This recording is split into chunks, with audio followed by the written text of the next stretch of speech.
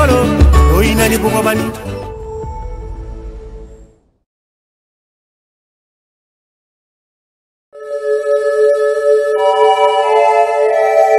À vous de juger, à vous de juger. À vous de juger, à vous de juger. À vous de juger. Paraît que c'est à vous de juger. À vous de juger. Nous sommes très heureux de savoir que vous êtes là, mesdames et messieurs, en train de suivre cette émission spéciale Lipanda. Comme vous le voyez là, à vous de juger, vraiment une émission spéciale qui tombe le jour de l'indépendance, l'anniversaire de l'indépendance de notre pays, 65e déjà, et nous sommes très heureux, très honorés aussi de recevoir un compatriote au nom de Maître Jean-Claude Katende qui est là avec nous. Nous allons passer une très belle fête, une très bonne fête aussi, en train de discuter sur le Congo, de parler sur le Congo. Maître Jean-Claude Katende, bonne fête d'indépendance à vous. Merci, Monsieur Émile. Bonne fête d'indépendance à vous aussi. Merci beaucoup. Est-ce que vous êtes fier de cette indépendance du Congo? 65 ans déjà. La question, elle est pertinente. Mais je dois vous dire que je suis très fier de nos pères qui ont milité, qui ont lutté pour que nous ayons cette indépendance.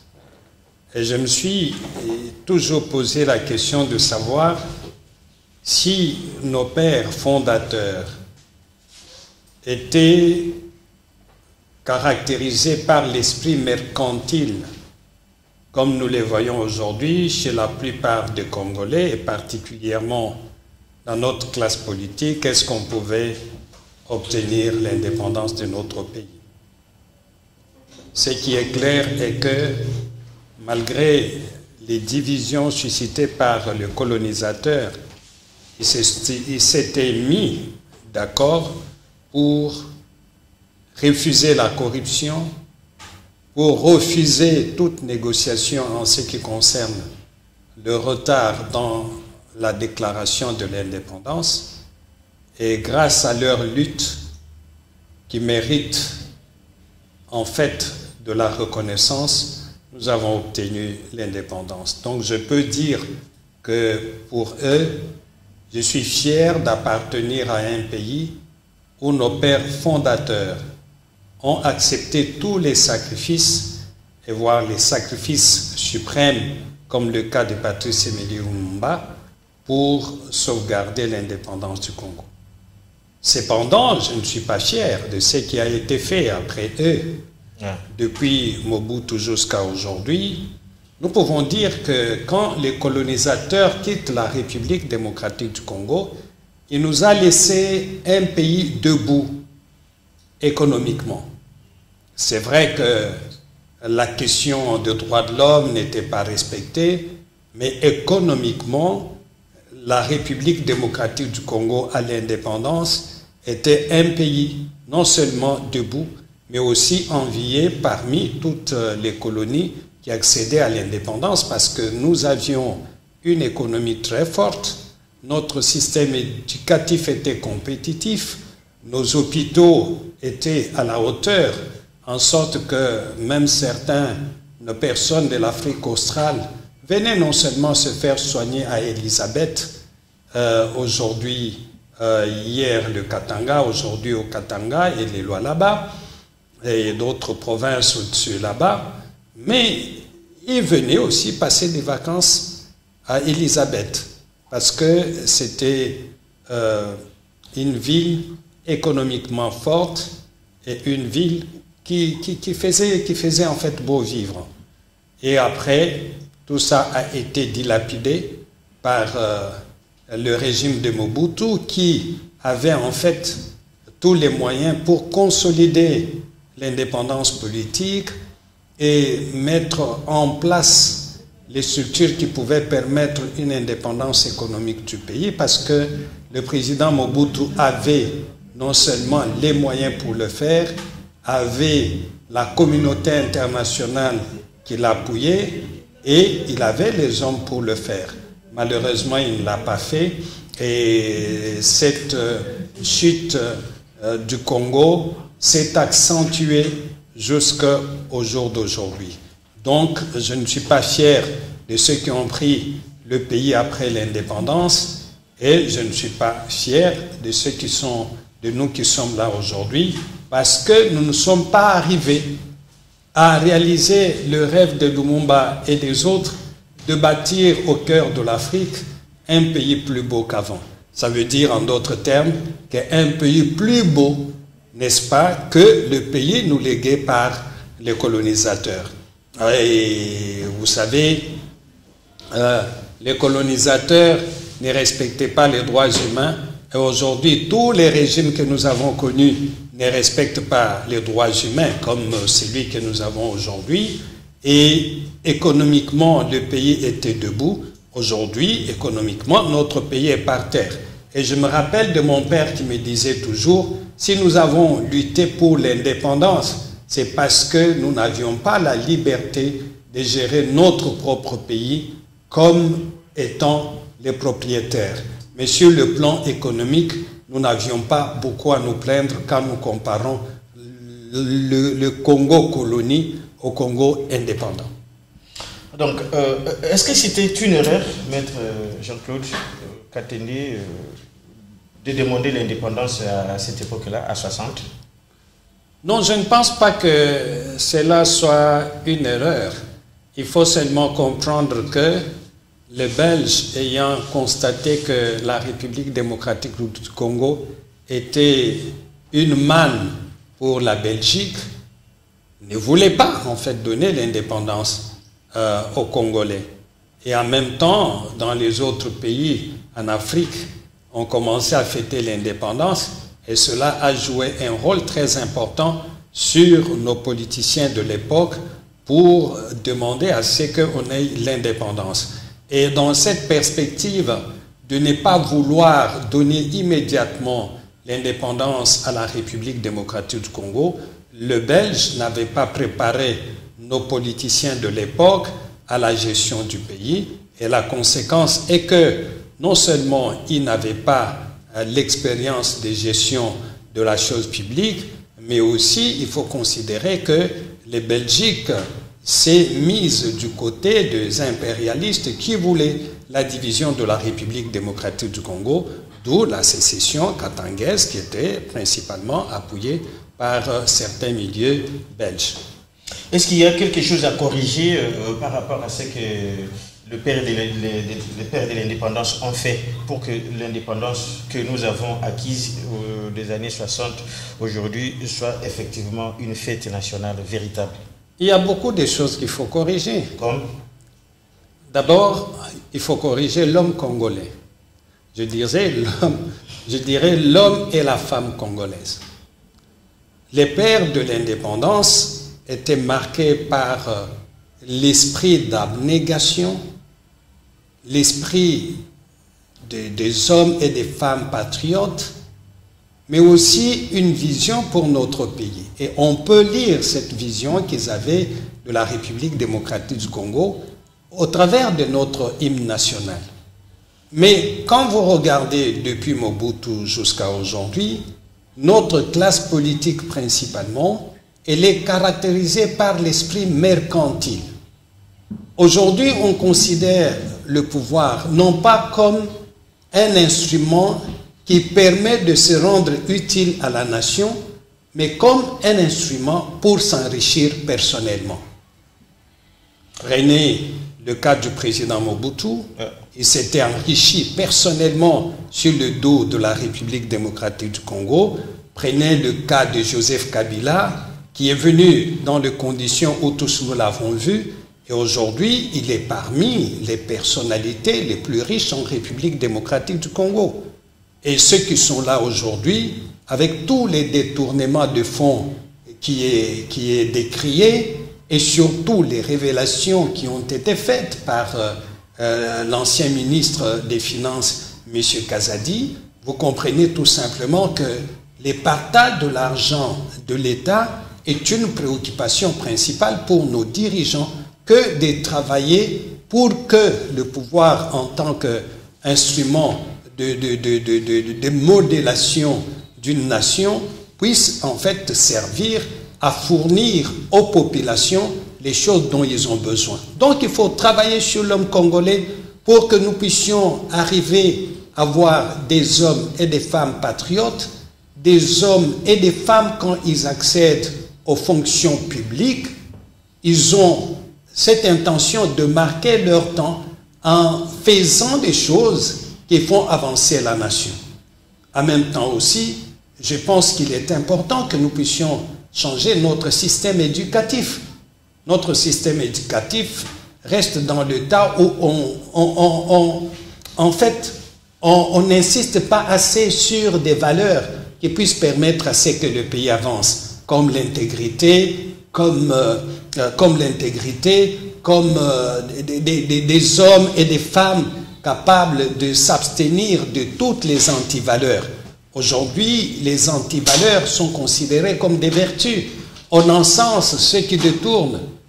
Le pays est caractérisé par l'impunité de ceux qui font le mal, soit parce qu'ils sont les membres des familles biologiques de ceux qui sont au pouvoir, soit tout simplement parce qu'ils sont membres d'un parti politique. Et donc, vous pouvez voir qu'avec toutes ces choses, nous sommes dans une situation où le pays n'est pas géré par les meilleurs d'entre nous.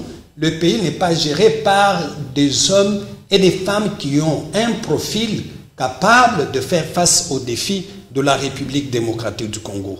Je pense qu'il faut travailler sur certains de ces éléments pour permettre à ce que demain, ce pays puisse être un pays d'avenir.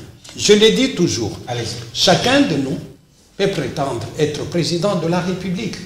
Chacun de nous peut devenir président de la République par tel moyen ou tel autre. Mais est-ce que chacun de nous a le profil qu'il faut pour faire en fait face aux défis de la République démocratique du Congo? Ça, c'est important. Et donc, je pense qu'il faut travailler sur ces questions et on ne peut pas faire avancer ce pays sans les hommes et les femmes intègres, sans les hommes et les femmes compétents, sans les hommes et les femmes qui ont de l'expérience. Et surtout, je dis que pour nos dirigeants, on doit avoir des hommes et des femmes qui ont réussi au moins dans un domaine de la vie. Vous avez des fois des ministres, des responsables politiques qui sont nommés, mais la seule activité qu'ils ont eue dans leur vie, c'est la politique, c'est être dans un parti politique. Ça, c'est trop bien. Oui, mais je le dis, et c'est la vérité. Quand vous regardez dans les autres pays, vous allez voir qu'on choisit les meilleurs. Un pays comme la République démocratique du Congo ne peut pas avancer avec des hommes et des femmes qui n'ont pas les profils qui puissent permettre à ceux qui fassent face aux défis de la République démocratique du Congo. Il faut qu'on trouve au sein du gouvernement des journalistes qui ont eu à construire des organes, n'est-ce pas, des presses où on paye bien les gens, des organes de presse où on paye bien les gens, des organes de presse vraiment qui ont qui constituent le contrepoids politique. Avec ces gens-là, nous pouvons dire, il a réussi dans les domaines du journalisme, il peut venir partager son expérience avec toute la nation.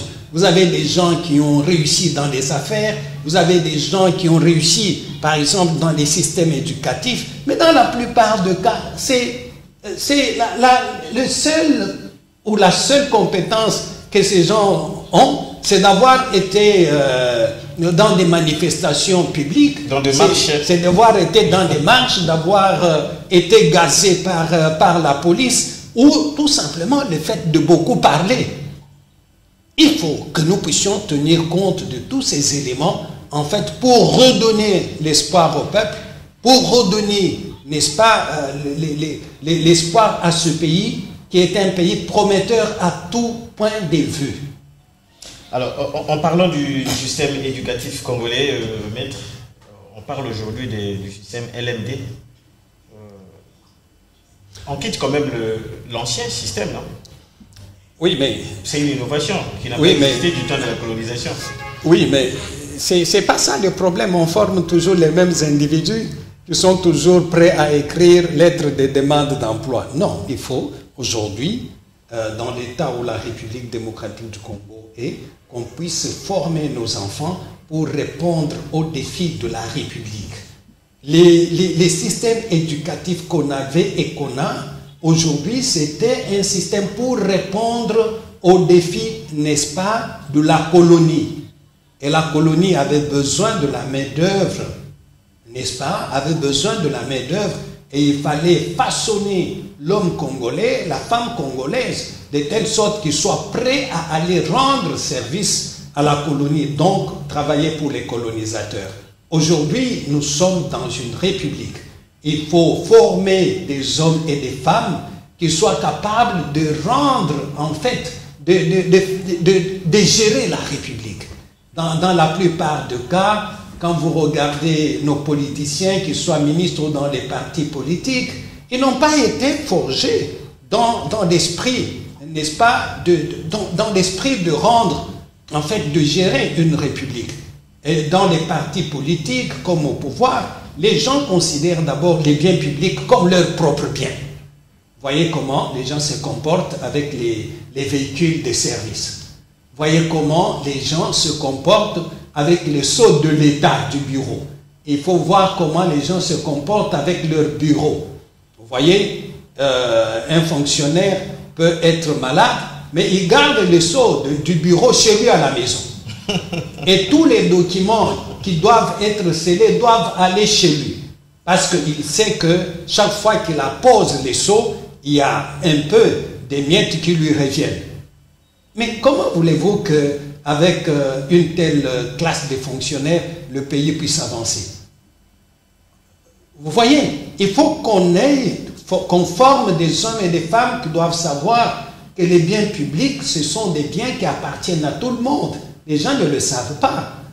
On doit former des jeunes filles comme garçons qui doivent savoir que dans une république, la liberté, les droits fondamentaux sont un élément important et qu'on ne peut pas violer les droits de l'homme. Vous avez vu que nous avons au pouvoir aujourd'hui un président de la République qui vient de l'opposition. Un président de la République qui a milité pour l'état de droit et le respect des droits de l'homme. Aujourd'hui, au pouvoir, on fait tout à fait le contraire des discours qu'on faisait en tant à l'opposition. Le problème, c'est quoi? C'est notre système éducatif. On n'a pas formé des hommes et des femmes capables de servir la République. Et la République est différente de la colonie. Et au sein de la République, il faut ça. J'ai donné un autre exemple. Vous avez au pouvoir des hommes qui ne comprennent pas que les pouvoirs exécutifs, les pouvoirs judiciaires et les pouvoirs législatifs sont des pouvoirs indépendants les uns des autres, mais qui ont des passerelles de collaboration. Mais vous allez voir qu'à un moment donné, tout est concentré entre les mains de l'exécutif, qui dicte sa loi au Parlement, qui dicte sa loi au système judiciaire, qui instrumentalise les systèmes judiciaires. Le problème, c'est quoi? Les hommes n'ont pas été formés pour servir la République. Et nous voulons aujourd'hui que nous ayons un système éducatif qui forme nos enfants à créer l'emploi. Je termine mes études, je n'ai pas besoin d'aller demander du travail chez quelqu'un. L'État met en place des structures qui me permettent, qui me favorisent, qui me permettent de créer de l'emploi pour d'autres. Ça doit être en fait la philosophie de la République. Et en même temps, nous formons des hommes et des femmes qui peuvent servir la République. Et quand on a été formé pour servir la République, la première chose, c'est qu'on ne peut pas, en tant que président de la République, en tant que ministre, en tant que fonctionnaire, servir les intérêts d'un parti, servir les intérêts d'une tribu ou servir les intérêts personnels. Comme M. Mandela disait, quand on est au pouvoir,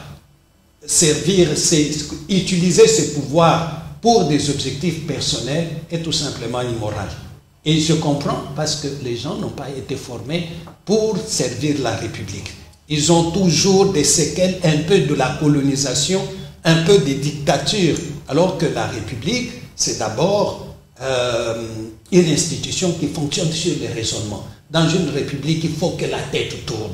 Dans une République, on ne peut pas se permettre d'arrêter quelqu'un parce qu'il dit des idées, il donne des idées contraires à ceux qui sont au pouvoir. Dans une République, la discussion, les débats doivent être ouverts à tous les niveaux. Voilà ce que je conçois. À qui revient la faute dans tout ce que vous venez de dire là sur l'homme congolais? La faute, c'est à qui?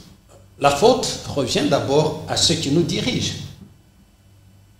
Donc, à chaque époque, les différents dirigeants produisent le même fuselet, le même faute. Exactement, exactement. La gouvernance sous Mobutu, sous Kabila Père, sous le président Tshisekedi n'est pas très différente.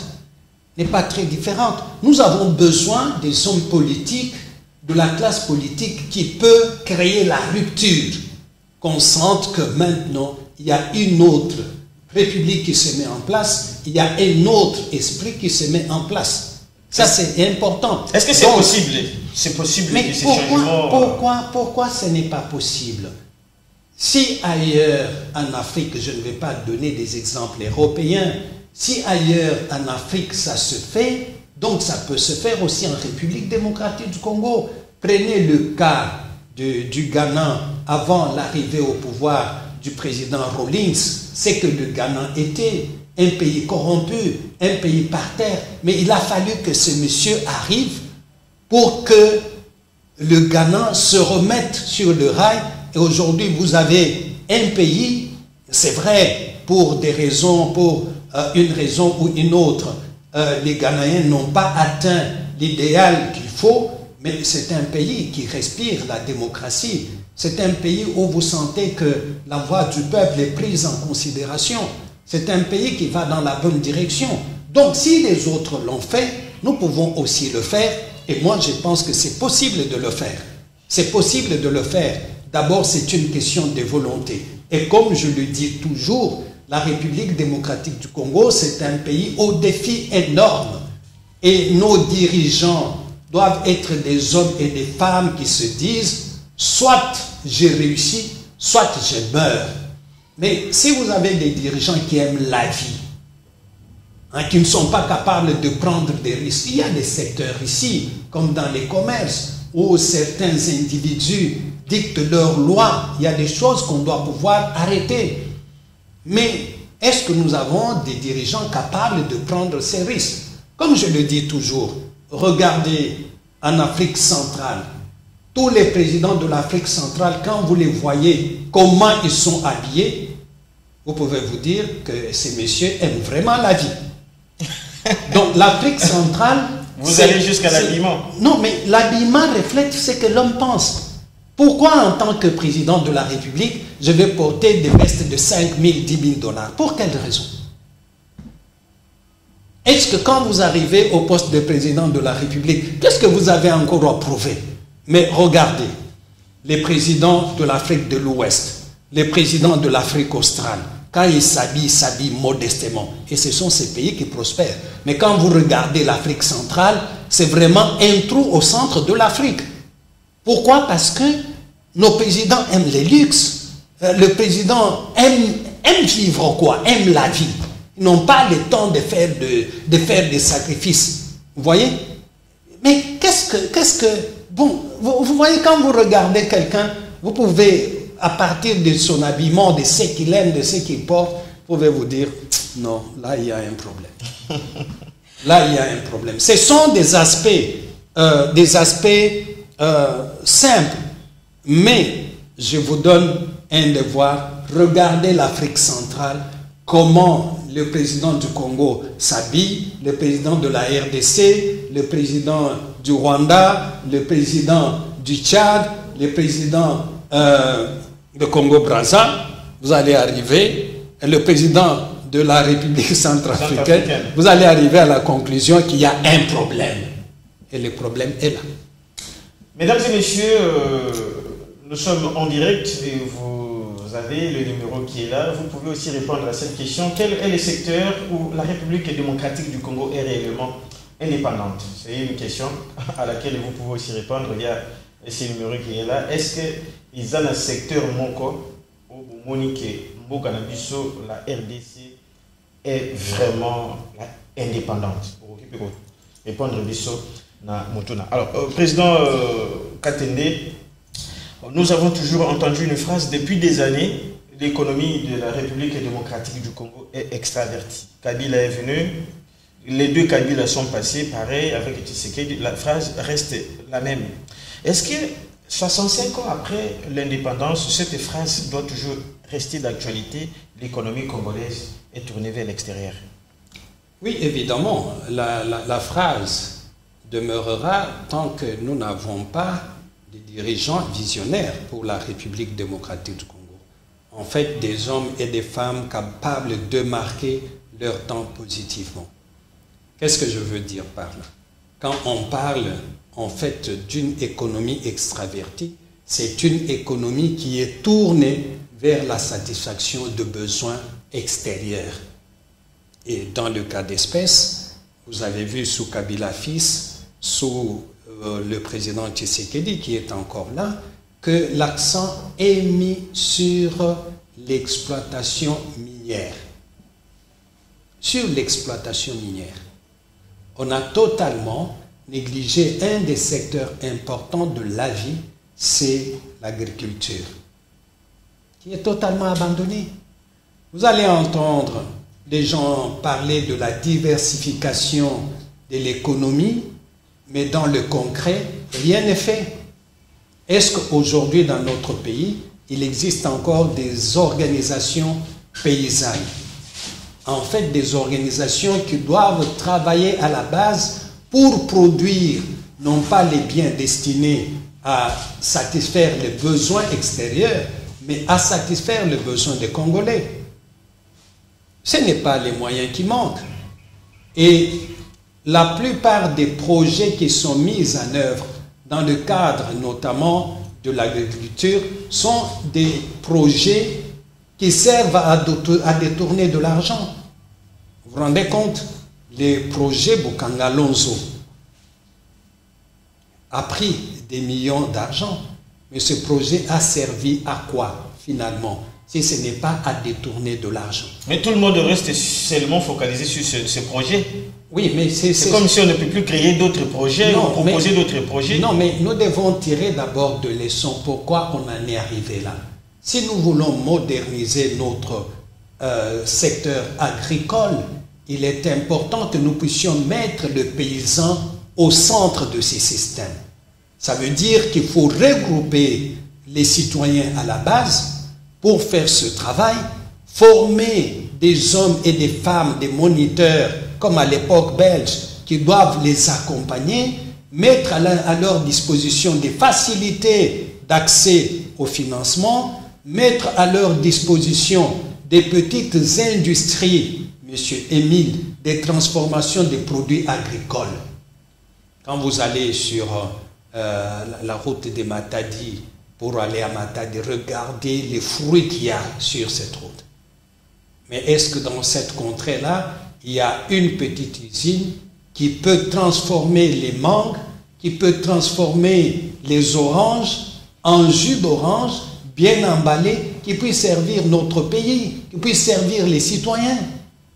Et si nous voulons créer de la richesse, il ne faut pas créer la richesse pour les gens d'un niveau plus haut. Il faut créer de la richesse à la base.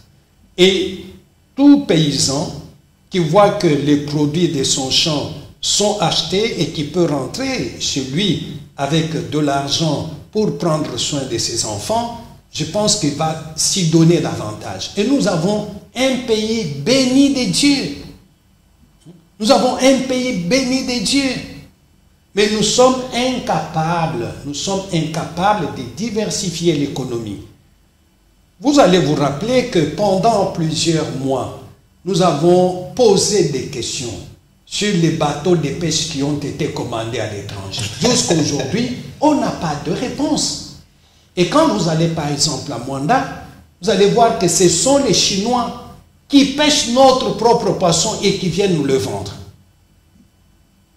Le gouvernement est incapable de rendre de compte sur l'achat de ces bateaux de pêche.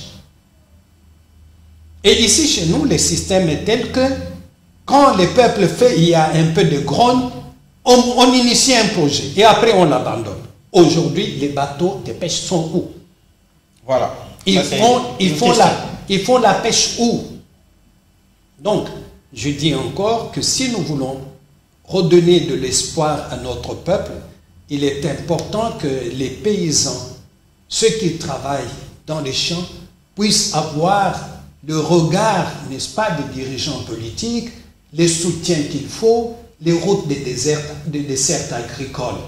Monsieur Émile, est-ce que vous savez que à l'époque coloniale, on pouvait quitter ici, à Kinshasa, par route jusqu'à Lubumbashi? J'ai toujours entendu parler de ça. Et avec une voiture, pas de jeep, parce que nous, ici à Kinshasa, on a le système, quand les routes sont abandonnées, il faut acheter une jeep. Il y a le président Mokia qui m'a parlé de ça une fois. Il dit... Non, mais ce que je vous dis, c'était... Donc c'est une réalité. Non, c'est la vérité, c'est une expérience documentée. Il n'y avait pas de macadam, pas de macadam, il n'y avait que de la terre, mais les routes étaient entretenues par des cantonniers. Nos pères nous parlaient de ça. Et à l'époque, il n'y avait pas de moyens de communication comme nous les avons aujourd'hui. Ouais. Mais aujourd'hui, quelqu'un qui part de Mwenedito pour arriver à Lubumbashi, c'est un parcours du combattant. Et les gens nous disent que le Congo est plus avancé qu'avant 1960. Il faut savoir qu'ils trompaient. On trompait les Congolais. Joseph Kabila l'avait dit, hein? Non, mais... Aujourd'hui, on le dit encore. Mais, bon. Le président Kabila, je le salue là où il est, mais il sait qu'il ne nous avait pas dit la vérité et que nous-mêmes, on n'avait pas accepté ces mensonges. Donc aujourd'hui, nous pouvons encore dire que notre économie reste extravertie. Et ce qui est grave, c'est que tous les pays voisins viennent déverser leur production au Congo. Voilà. Quand on ferme seulement la frontière entre la Zambie et le Congo, c'est tout le monde qui pleure. C'est tout le monde qui pleure. Alors que nous sommes dans la ceinture de Koppelbelt. On a non seulement la même terre en ce qui concerne les mines, on a aussi la même terre pour ce qui concerne les systèmes agricoles. Voilà. Mais nous dépendons, en ce qui concerne les produits agricoles, de la Zambie. Est-ce qu'on peut avoir le courage de se taper sur la poitrine pour dire que nous avons protégé, nous avons eu des régimes capables d'impulser, n'est-ce pas, le développement du pays? Non. Je pense que nous devons nous regarder en face et nous dire tout simplement que nous avons échoué et qu'il faut faire autre chose. Le peuple continue à souffrir. Ici à Kinshasa, il y a encore des hommes et des femmes qui boivent l'eau des rivières, ici dans la capitale. Maintenant, imaginez-vous dans nos villages ce qui se passe. Le pays a été, je ne dis pas que le Congo est en retard, je dis que le pays a été mis en retard à cause de nous, les Congolais, mais aussi à cause de certains impérialistes au niveau international qui ne veulent pas que ce pays se tienne debout. Très bien. Un mot par rapport à la justice et on passe à l'accord entre la RDC et le Rwanda. La justice congolaise, 65 ans déjà, indépendant que nous sommes, la lumière éclaire quand même ce secteur. Patrice Emery Lumumba disait, sans indépendance, il n'y a pas d'homme libre. Sans justice, il n'y a pas de dignité. Notre justice n'est pas à mesure d'assurer la dignité du Congolais. Ça veut dire en d'autres termes que quand un pauvre est opposé à un riche dans un procès et que le pauvre a raison, il faut que notre justice lui donne raison. Dans les conditions actuelles de la justice en République démocratique du Congo, c'est quelque chose de rare de voir que les démunis les pauvres gagnent facilement les procès parce que les jugements, les arrêts, dans la plupart des cas, sont des arrêts et des jugements achetés. Tout le monde le sait. Même les magistrats le savent. Même le président de la République le sait aussi. Mais rien n'est fait pour mettre fin à cet état des choses. Et donc la justice qui devait permettre la consolidation de l'indépendance, qui devait permettre à ce que la vision, le rêve des pères fondateurs de notre pays puisse se réaliser, la justice est totalement à côté de ce rêve. Et c'est dommage, c'est dommage. Mais ce qui est vrai, c'est que, quels que soient les systèmes corrompus au niveau judiciaire, nous avons encore des avocats incorruptibles, nous avons encore des juges incorruptibles, nous avons encore des magistrats incorruptibles. Ils sont minoritaires, mais ils existent et j'en connais quelques-uns. Et je voudrais profiter de cette opportunité qui m'est donnée pour les saluer et les encourager à travailler dans la même direction. Et un jour, nous croyons que les magistrats véreux seront de plus en plus écartés de notre système judiciaire pour laisser la place aux magistrats et aux juges intègres qui sont encore là. Alors, je voudrais que vous répondiez à la question là. C'est une question des téléspectateurs à laquelle on a répondu depuis l'avant-midi. Et quel est le secteur où la République démocratique du Congo est-elle réellement indépendante? Parce qu'avec vous, on n'a pas parlé de l'indépendance spirituelle. On y reviendra. En fait, il n'y a aucun secteur. Il n'y a aucun. Fort malheureusement. Voilà, mesdames et messieurs, vous avez suivi quand même cette réponse directe de notre invité, maître Jean-Claude Katende. On passe à la signature de l'accord de paix entre la République démocratique du Congo et notre cher beau pays, notre cher beau voisin, le Rwanda, aux États-Unis, à New York. Maître Katende, ça vous réjouit de voir le Rwanda et la RDC signer un accord de paix réfugié à Luanda depuis plusieurs mois? Je dois vous dire sincèrement que la paix est une quête permanente pour les Congolais et Congolaises. Et quand il y a une lueur d'espoir qui apparaît comme cet accord qui a été signé, on ne peut que se réjouir. Mais il ne faut pas que notre joie soit une joie de courte durée. De courte durée dans le sens que beaucoup de choses recherchées par la République démocratique du Congo ne sont pas reprises dans cet accord. Par contre, le Rwanda a obtenu tout ce qu'elle cherchait. Le Rwanda a obtenu que la République démocratique du Congo reconnaisse qu'il y a des FDLR qui constituent un danger pour le Rwanda en République démocratique du Congo. Parce que les mesures de défense mises en place par le Rwanda sont justifiées par cet alibi de dire qu'il y a des FDLR en République démocratique du Congo. Ça, le Rwanda l'a obtenu. Mais est-ce que c'est faux? Une parenthèse. Est-ce que c'est faux? C'est vrai.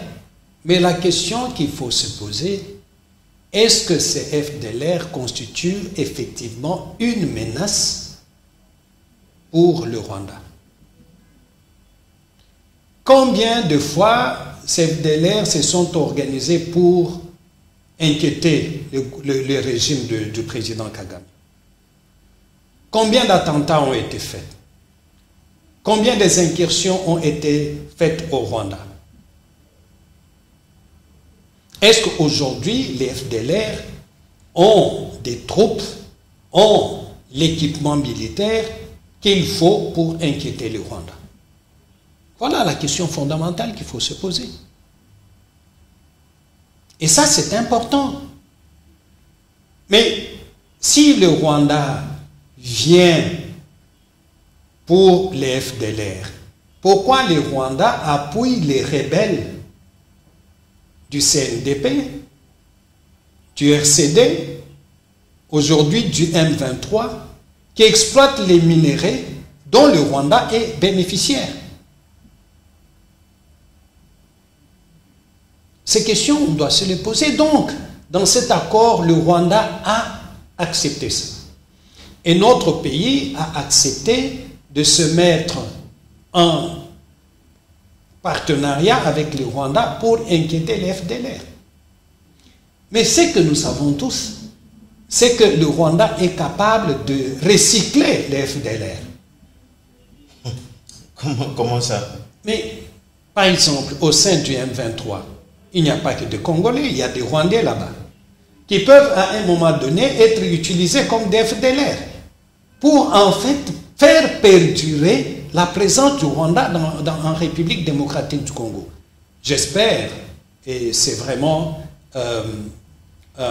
une espérance, que les mécanismes qui vont être mis en place, les mécanismes de coordination, de surveillance conjoints, vont pouvoir faire le travail. Mais nous savons que les autorités de la République démocratique du Congo se comportent de manière objective, alors que le régime de Kigali, c'est un régime de mensonges, c'est un régime de manipulation. Et toutes les fois, le Rwanda a toujours créé des manœuvres pour ne pas réaliser sa part de responsabilité dans le cadre de ses engagements avec la République démocratique du Congo. Donc le Rwanda a obtenu ça. Deuxième chose, le Rwanda est venu avec le soutien des Américains dans notre pays en 1996 avec un objectif principal, c'était de faire la main basse sur nos minéraux. Et pendant plusieurs années, 30 ans presque, le Rwanda n'a cessé de piller la République démocratique du Congo. Et aujourd'hui, ce pillage qui était l'autre fois illégal va devenir légal maintenant. Parce que le Rwanda et la République démocratique du Congo vont gérer de manière conjointe les parcs nationaux, les circuits d'approvisionnement en minerais, mais aussi, n'est-ce pas, les ressources, n'est-ce pas, du lac Kivu. Ce que les gens oublient, c'est que depuis plusieurs années, le Rwanda a déjà commencé à exploiter le gaz, a déjà commencé à extraire le gaz dans le lac Kivu. Et pendant plusieurs années, les autorités congolaises ont permis cette exploitation. Et il ne faut pas oublier que le liquide, le gaz, c'est un liquide, et le gaz, le liquide, va toujours du côté où on le pompe. La question que je me pose, j'espère bien que quand on va mettre en place cette gestion conjointe, la République démocratique du Congo aura aussi part dans la société rwandaise de production du gaz. Espérons. Et la question que je me pose, est-ce que ceux qui ont négocié peuvent lister pour nous les ressources minières du Rwanda ou d'autres, les parcs du Rwanda, qui vont être mis dans la gestion conjointe? Est-ce que ça existe? C'est ça la question. Qu'est-ce que le Rwanda va apporter dans la gestion conjointe? C'est la question fondamentale. Peut-être le personnel. Ah bon? Donc, vous voyez que les parcs, les plus grands parcs, sont en République démocratique du Congo. Les plus grandes mines d'exploitation des minéraux critiques sont en République démocratique du Congo. Donc, le Rwanda va bénéficier de l'exploitation de nos mines sans une contrepartie. Des mines qui sont jusqu'au Kasaï ici, non, ou seulement du côté de l'Est? Des mines de l'Est là-bas. Est-ce qu'on est vraiment sérieux? Je comprends la délicatesse de la question. Je comprends la difficulté de nos dirigeants de ne pas imposer leur point de vue du fait que sur terrain, nos troupes, notre armée n'arrive pas à faire face. Maintenant, je retourne la question, M. Emile. Si après la guerre de Goma et de Bukavu, l'armée congolaise avait occupé Gisenyi et d'autres villes frontalières du Rwanda, les négociations allaient avoir la même portée? Je ne crois pas. Voilà la question fondamentale. Donc, on nous dit aujourd'hui que non, voilà. Maintenant, je demande qu'on nous donne la liste de sites miniers des parcs nationaux du Rwanda qui vont être mis dans la gestion commune. Et pourquoi beaucoup de Congolais se réjouissent, on félicite les chefs de l'État? Oui, mais nous nous félicitons. Si cet accord peut apporter la paix on en a besoin. Mais nous savons que ceux qui sont avec les chefs de l'État se réjouissent pour tout et pour rien. Vous allez vous rappeler que quand le Congo a adhéré à la communauté de l'Afrique de l'Est, ceux qui sont allés avec les chefs de l'État s'étaient réjouis en disant, voilà, cette fois-ci, nous sommes avec le Rwanda dans la même communauté économique, la guerre va cesser. Et après, ce que j'admire chez eux, ils sont capables de se réjouir, mais ils sont aussi capables de se critiquer eux-mêmes quand les difficultés arrivent. Bon. C'est encore eux qui s'étaient réjouis quand les forces de la SADC sont arrivées dans ce pays. Et vous vous êtes opposés farouchement. Mais parce que nous avons une vision plus grande. Alors, et après, ils ont commencé à décrier. Donc, il y a cette question-là. J'ajoute la dernière, M. Emile. Dans cet accord, on ne parle pas de morts congolais. Voilà. On ne parle pas des dommages et des pillages que le Rwanda a causés dans ce pays. Et les gens pensent que sans justice, on va aboutir à la paix. Donc, on peut dire que ces Congolais étaient sacrifiés pour obtenir l'accord de paix. Vous vous rendez compte? Et Génocoste, nous voulons qu'on reconnaisse, le monde reconnaisse le génocide congolais.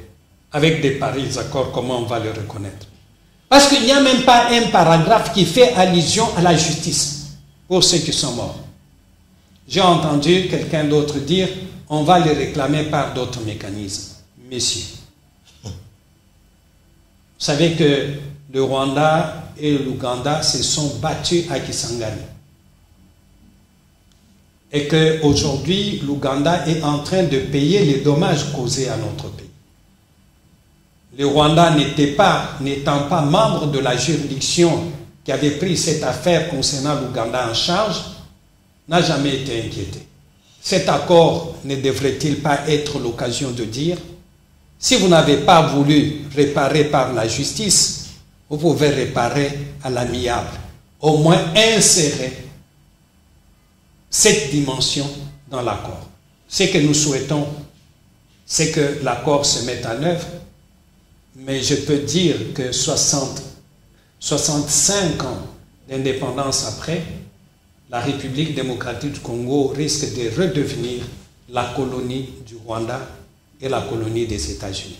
Alors, on va terminer par cette question. Quelle sera la place des rebelles après la signature de ces accords? Des Nanga, des Kabila et les autres? Non, il faut savoir que l'accord reconnaît et demande à ce qu'on soutienne le processus de Doha. C'est ce processus-là qui va pouvoir définir quel va être le sort de l'AFC et du M23.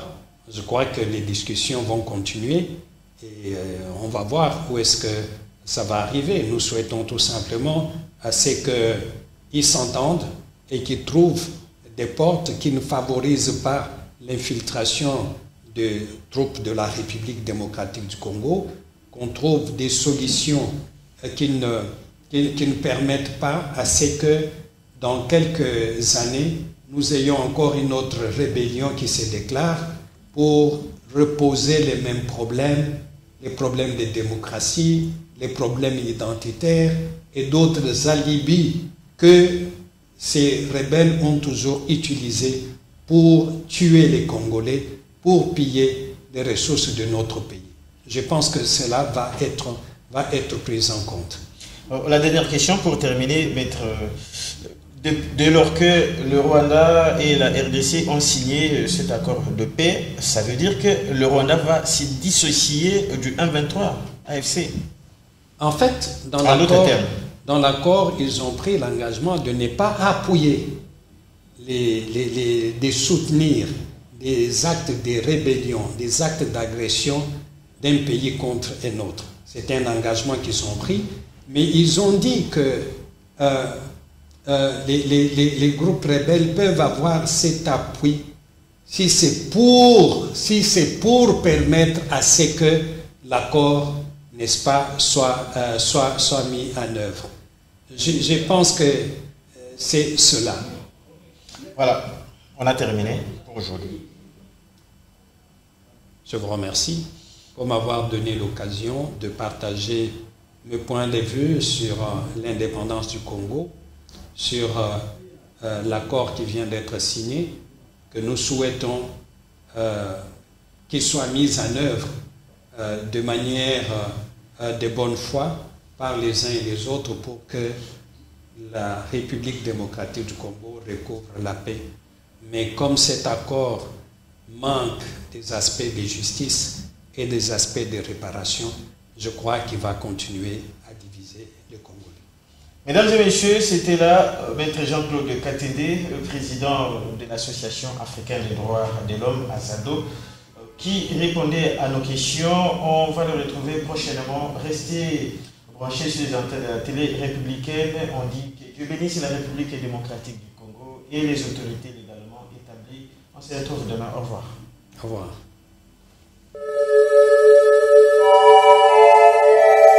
À vous de juger. À vous de juger. À vous de juger. À vous de juger. À vous de juger. Paraît que c'est à vous de juger. À vous de juger.